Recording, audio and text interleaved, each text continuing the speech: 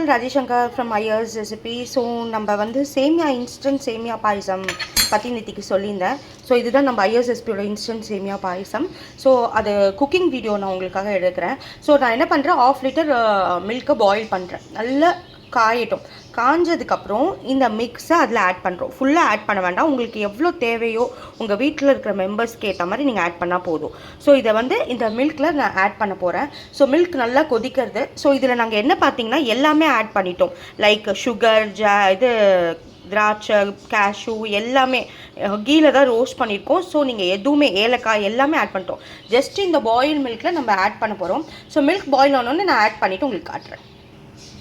So milk வந்து நல்லா கொதிச்சிட்ருக்கு, உங்களுக்கு பார்த்தாலே தெரியும். ஸோ நல்லா கொதிக்கும் போது நான் எவ்வளோ தேவையோ அவ்வளோ ஆட் பண்ணுறேன். ஸோ நம்மளுக்கு எவ்வளோ தேவையோ நம்ம வீட்டு கன்சிஸ்டன்சிக்கு ஏற்ற மாதிரி நீங்கள் ஆட் பண்ணிக்கலாம்.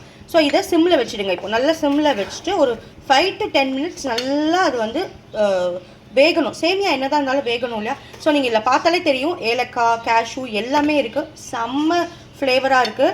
ஸோ 5 மினிட்ஸ் அப்படியே கொதிக்கிட்டோம். நான் முடிஞ்சோடனே உங்களுக்கு எப்படி இருக்குன்னு காட்டுறேன். ஸோ இது நல்லா வெந்துட்டுருக்கு. ஆக்சுவலி நான் வந்து பசும்பாலில் தான் பண்ணியிருக்கேன். ஸோ உங்களுக்கு நீங்கள் வேணும்னா நீங்கள் வந்து திக் மில்க் வாங்கி பண்ணலாம். பசும்பால் டேஸ்ட்டாக இருக்கும், நாங்கள் பசும்பாலில் தான் பண்ணியிருக்கேன். ஸோ ரொம்ப ஈஸிங்க, அவ்வளோதான். இந்த பால் கொதிச்சுட்டே இருக்கணும், சிம்மில் வைங்க, நீங்கள் அடுத்த வேலையை பார்த்துட்டே இருக்கலாம். இது நல்லா வெந்ததுக்கப்புறம் இதுவே பார்த்தீங்கன்னா பாதி வெந்துருச்சு இந்த சேமியா. நான் எடுத்து காட்டுற பாருங்க, சேமியா அதுக்குள்ளே பாதி வேக ஆரம்பிச்சிருச்சு, தெரியுதா? ஸோ இது நல்லா வெந்ததுக்கப்புறம் உங்களுக்கே தெரியும். ஆஃப் பண்ணிவிடுங்க, அவ்வளோதான். வேணும் ஒரு ட்ராப் நெய் விட்டுக்கோங்க, சூப்பராக இருக்கும். கண்டிப்பாக ட்ரை பண்ணுங்கள். எம்மி பாயசம் ரெடி ஆகிட்டே இருக்குது. இது ஃபினிஷ் ஆனோடனே எப்படி இருக்குன்னு உங்களுக்கு நான் காட்டுறேன். ஸோ நம்ம வேக வச்ச இது ரெடி ஆயிடுச்சு. ஸோ பாயசம் ரெடி. 5 மினிட்ஸில் ஒரு சேமியா பாயசம் ரெடி ஆயிடுச்சு. பார்த்தீங்களா?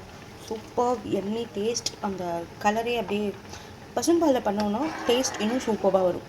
ஸோ எப்படி இருக்குது பாருங்கள், செம்மையாக இருக்குது. மிஸ் பண்ணாதீங்க ஐயர்ஸ் ரெசிபியோட இன்ஸ்டன்ட் சேமியா பாயசம் மிக்ஸ். Thank you all.